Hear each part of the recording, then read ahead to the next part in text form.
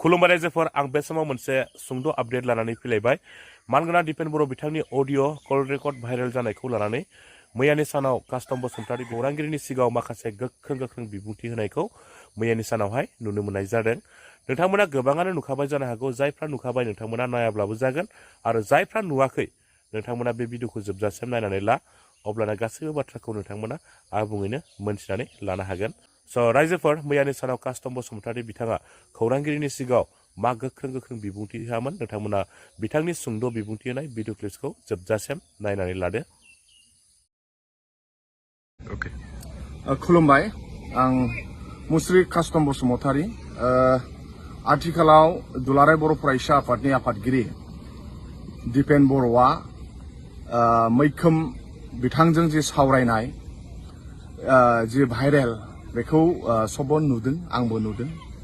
आं बेखौसो गोसोखांदों जे बड'फाया उपेन्द्रनाथ ब्रह्म बिथाङा बर' हारिखौ खौसे खालामनांगौ, बुहुमनि बर'फोर खौसे जाहोनै बिथाङा रुंसारि जालांबाय आरो बिथांनि सिमाङा, बड'फानि सिमाङा बर' हारिखौ खौसे खालामनायानो बिथांनि सिमांमोन। नाथाय दुखुनांथाव बे एखे दुलाराय बर' फरायसा आफादानो बड'फानि उननि दैदेनगिरि बिथांमोनहा दा हारिखौ बोखावनायनि बिथांमोनहा नाजागासिनो दङ। बेराफारसेथिं बड'फाया बर' हारिखौ खौसे खालामनो थाखाय बिराद नाजालांबाय। बेराफारसेथिं प्रमद बर' आरो दिपेन बर' बिथांमोनहा हारिखौ बिराद बोखावबाय, हारिखौ बिराद गावस्रा होबाय आरो बिथांमोननि उद्देश्यआनो हारिखौ गावस्रा होनाय। दा बे जोंनि थाखाय मोनसे दुखुनांथाव। दुलाराय बर' फरायसा आफाद बादि मोनसे माहारियारि आफादा सासे रिपर्टारखौ बुंहरनाय, स्क्रिप्टेड मोनसे नाजानाय आरो हारिखौ गुलुं गुजुं खालामनाय, बे जोंनि थाखाय दुखुनांथाव बाथ्रा। दा बेखौ जों गोथौ दुखु फोरमायदों। दा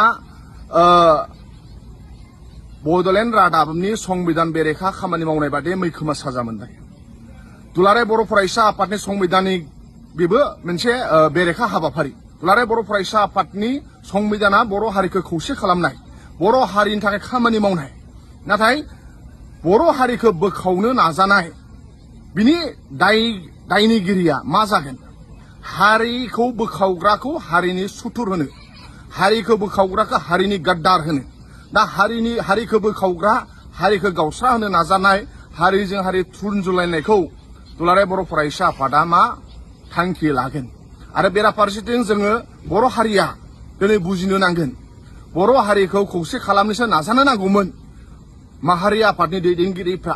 दा नाथाय माहारिनि आफादनि मासियाव जिरायनानै रिपर्टार सासेखौ बुंहरबाय, EM सासेखौ इन्टारभिउ खालाम, ओरै कुइसन खालाम आरो बिनि दायनिगिरिया उमुगानो, बेफोरबायदि बुंनाया, हारिखौ बोखावनाया, दुलाराय बर' फरायसा आफादनि सियाराव जिरायनाया बे जोंनि थाखाय दुखुनांथाव बाथ्रा।